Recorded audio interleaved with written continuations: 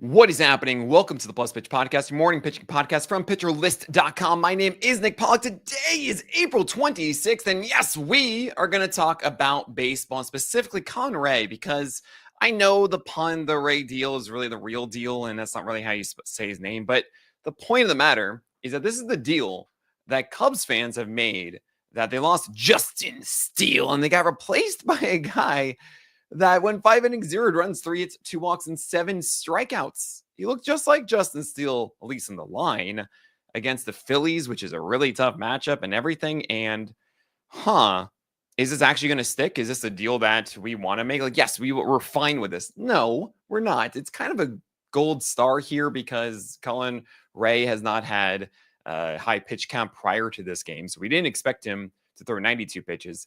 5 innings, though, did feel like the cap anyway.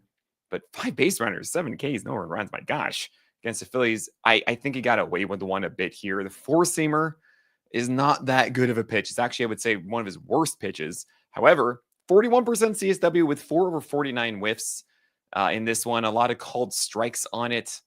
I think it's not a thing we should be expecting moving forward, especially against good teams like the Phils. So if you want to roll with it, I get it because you get the Pirates next for Colin Rea. That can absolutely work and can be a stream, but it's more of a question of if Colin Rea actually has enough in the tank to make this work. We've seen it before. I don't really actually think he's pitching at that peak that we've seen in the past, though. So it's not as safe of a stream against the Pirates, but fine. We just had this good start. Forget everything I'm saying. Just say, you know what? He did well against the Phillies. Surely he's going to go into PNC Park and have a good time. Colin Rea. Okay, fine. Seth Lugo, 8 innings of 0 runs with 8 strikeouts against the Astros, 4 base runners. My gosh. I do not think that he's going to have the same kind of season that he did last year, but honestly, if you drafted Seth Lugo, you should be pretty happy with this. He is a Holly, a reliable strikeout, an inning arm that will go 6 innings constantly and not destroy your ratios. That's what a Holly is. It's not an ace level, but he's someone you're holding the entire year, and you don't see a ton of volatility with him. That's Lugo. Enjoy it. Shane Baz, though, is turning into an ace in front of us. And against the Padres, came back after a disappointing game against the Yankees to go 7 innings of 0 runs, 4 hits, 1 walk, and 6 strikeouts. 9 whiffs, 33% CSW. The four-seamer was at 96-97. We love that. Sure, not 97-98, but that's absolutely good enough. And then against right-handers, really kept that ball upstairs with the curve landing down. Against lefties, though, it was a little bit worse. The changeup wasn't as good as we've seen. The curveball and four-seamer were a lot in the middle, height-wise. That is YM lock location, Y middle location. And I think that's going to be better moving on. And he still did well here against the Padres. I love this. You just keep starting Shane Baz as we do start talking about aces going to ace potential here inside the top 20. Speaking of aces going to ace, Paul Skeens destroyed it with 18 whiffs against the Dodgers for a gallows pole. 9 Ks and 6.1 innings of 0 runs.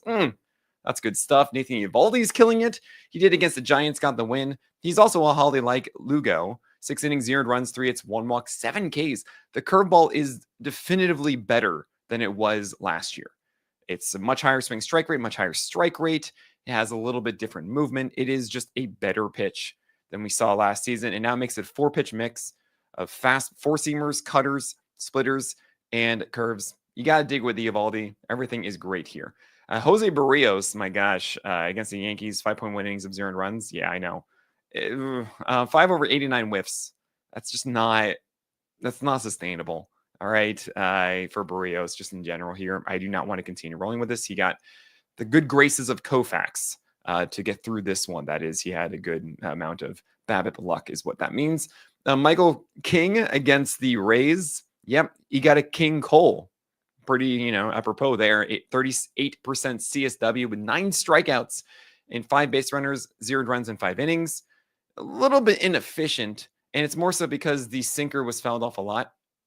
But he had 9 over 33 whiffs on the four-seamer, which is crazy because when you think of Michael King, you think of a guy that has a good command sinker, a slurve, my gosh, I want to say sweeper and curve, and I did that. I just did it naturally, my gosh. It's a sweeper against right-handers that is really good, and then a changeup that is devastating to left-handers. And the biggest weakness we could say was that he didn't have a good fastball against lefties. He would go front hip, which is he's one of the rare guys that does that, but he always won a good four-seamer against him. Well, now he has it. It's there. It's the four-seamer. He has 4 unbelievable legit pitches now. Michael King is a stud, and I mean, I was trying to say it in the preseason a bit. I had him inside my top 10, and then I got convinced out of it because I don't know. I was pretty much just saying to myself, like, look, he can go into these stretches where he doesn't have that command. He didn't in his first start. I said, fine, I'll have him like 13 or so. But Michael King is that guy you want him to be. He generally is more than a 5-inning guy. He's a quality start volume arm who gets a 25 to 30% strikeout rate. Michael King, my gosh, you're so good. Carlos Carrasco is only here to get you wins. And guess what? 5 innings and 0 runs. This is it. Oh man, like one in every 3 starts or something like that, you might get a win from Carrasco, and 3 hits and 2 walks and 2 strikeouts, and you didn't get a win because Barrios was on the other side. That's too bad. Logan Gilbert against the Marlins. This seems like a match made in heaven. Well, it was for 3 innings of 3 Ks and of perfection, and then he got pulled with forearm tightness. Talk about a swing of emotion of just, oh my gosh, this is incredible. And then bam, just now we're terrified for the rest of the season. Don't know. No updates so far. And it feels so wrong for the Mariners to have both George Kirby and Logan Gilbert out of that rotation. It's like everybody was saying forever, oh, the Mariners need to steal a starter. And it makes kind of sense because they had a full rotation of Castillo and Wu and Bryce Miller, etc. But the pushback I was having when I understand why the Miami, Seattle Mariners, so too many M's in nautical theme, was that you didn't have any depth. Casey Lawrence came in here. You don't want that. Emerson Hancock and Logan Evans and Jonathan Diaz, like that's it after the 5. We're not even talking like the Yankees' lack of depth, which was number 6 is Will Warren, and then it's Carrasco and Marcus Stroman, and even that is whatever. That's the situation with the Mariners. So it's why they didn't deal them. And now they're in this really rough situation. Oh my gosh. It does also bring a thought about these young arms, like the next wave of dominant starters, like the next generation that we keep saying, right? Like Logan Gilbert and George Kirby. They're both pretty much like 2-3 years removed from them getting pushed, right? The first time. And they're both hurt at the moment. Something to think about of defining what is a workhorse. That Logan Gilbert was like the workhorse, right? For your fantasy leagues entering the year. Something to think about a lot of just how much we value those innings and how difficult it is as fantasy analysts to decide who to draft based on expected volume. That's all. But hey, maybe Logan Gilbert is fine. Wouldn't that be awesome? I sure hope so. 2 first names, though. You can't trust it. Gilbert is a first name. Godfrey. Okay. Tyler Gilbert also pitched. Well, he opened. It was 1 inning, 0 runs for Sean Burke. 5.1 innings of 300 runs. 5 hits, 2 walks, and 5 Ks for the White Sox. 10 whiffs, 29% C stuff, blah, blah, blah. He's still at 94. And 4 for 36 whiffs on the curve and slider. So it's just annoying, right? We can see how it does work. We saw it in September, and we're not seeing it now. That's it. That's just, we do not go for this. It's also on the White Sox, which is, fine for Shane Smith, but even then it's like, okay, what is the White Sox? Jake Irvin is someone you should be adding to all your teams if you haven't already, but he gets the Phillies next. I don't care. I put out this tweet kind of thinking about Jake Irvin, where he went 7.1 innings of 1 run, 5 hits, 1 walk, and 4 strikeouts here. But the thing is, he dominated in his last 2 as well. In 2 ago, he had this great outing with his curveball. I think actually maybe it was 3 ago he did 2 and then hinted at it. And then I was like, oh man, maybe actually the next start we want to stream this. I believe he got the Pirates and it was great. And then we got Coors after. So I said, all right, Jake Irvin, we're going to go for you for this 1 game against the Pirates. But then of course it's Coors we go. So he dominated Coors. And when I put out the tweet, I said, yeah, I think I overrate the weight of the opponent of the pitcher a little too much at times, where I'm not taking into account the fact that, yeah, Jake Irvin's killing it right now. And yeah, it's Coors. It lowers the chance of success, but you can still be successful if you do the thing that you're doing that demands success, right? And I got to be thinking about that a little bit more. There are a lot of times that, like, Boz was facing the Padres yesterday. You might have thought after the Yankee game, oh, no, that's a tough offense too. I want to maybe take a step back. Like, no, it's Shane Boz. You should trust that he's not going to be the same guy he was against the Yankees there. You should start him there, right? Every team can be good and every team can be bad. That is, the worst offenses can destroy you, and also the best offenses can do nothing. So keep that in mind a bit. I'm trying to be a little bit better in my daily rankings about it, but I did start Jake Irvin here. You should too. The curveball is so good. The extension's over 7 feet. He's doing all the things that we saw last year that made us excited about Jake Irvin. So we want to continue this moving forward. Matthew Liberatore against the Brewers. Is he someone that we want to hold on to after this? He's had some hype recently, and I'll talk about Matthew Liberatore and more after this break. So Matthew Liberatore against the Brewers got the win. 6 innings, 1 earned run, 5 hits, 0 walks, and 4 Ks. Velocity's fine, 94 to 95. That's cool. It was around that last time, like slightly lower than this. Sorry, it was slightly higher than this last time. The slider and the cutter are there now. So the slider used to be this big one against lefties, then he started to introduce into righties. But now he's actually split off to be a cutter and a slider, which is fine because the cutter was really effective against lefties. So that's okay. My bigger question is if the fastballs, that is a four-seamer and the sinker, are commanded well enough, and if the curve is good enough, and really not a change there. So righties, are you still going to be good enough moving forward to be a back-end 12-teamer guy? I think so. I want to start Liberatore against the Reds next time out. I'm not going to overthink this. If Liberatore is going to do his good stuff, then that's great. Yeah, just keep in mind that I don't really see Liberatore turning into a top 30 stud is all I'm getting at here. And just to really hammer in the point I was making with Jake Irvin about look at the ability of the player, not necessarily the matchups. The perfect example is actually what's happening today with Yusei Kikuchi, who's going into Twins. We think, oh, Twins are easy, so where we keep going with Kikuchi. I even said that in the roundup. I was like, I don't really like what Kikuchi's doing, but matchups are too good, and he's been okay, so fine, you do it. Yeah, he got destroyed, right? And that makes so much more sense to me. I'm like, oh, of course Kikuchi didn't do well. And I should have been better in that, right? Still wasn't a fan of it, but also I said probably start, I think, at the end of it. And I'm like, why am I doing this? I don't really think that Kikuchi is that good. That's the whole point. So I let you guys down with that. I'm trying to be better. Yoshinobu Yamamoto against the Pirates. Easy one, right? 5 innings, 1 earned run, 5 Ks, but 4 walks. And this is kind of what I'm getting at. It's like, if you're going to pitch poorly, you're going to pitch poorly. It doesn't matter against the Pirates or not. 9 base runners. So it's a dusty donut. And I loved seeing him go 1-2 4-seamer upstairs for the whiff. And it was perfect. And he only did 2 whiffs over 32. Do more of that. He barely went upstairs. Chris Sale, at least he went 1 earned run. The first time all season long that Chris Sale has had under 2 earned runs. And it was 5 innings. He still hasn't gone 5.1 the entire year. It's annoying. He is doing the right things with his 4-seamer, the sweeper, really slider, and changeup are not. That's it. We keep going with it. I think that Chris Sale should be better. So that was against the Diamondbacks, got the win, 5 innings, 1 earned run, 5 hits, 2 walks, and 4 Ks. Justin Verlander, I think what he's doing is good. Went against Texas, 6 innings, 2 earned runs, 5 hits, 1 walk, 5 Ks. I actually don't think he pitched as best as I've seen in this one. The slider and 4-seamer are at the velocities we want, which is 88 or higher for the slider, and then 94 to 95 on the 4-seamer, but not the best command of them, really. And he gets Rocky Road next, so it should be better. And also, that's going to be just so much fun. Kodai Senga is doing fine. We're okay with fine. He should be a Holly, 6 innings, 2 earned runs, 6 hits, 2 walks, 5 Ks.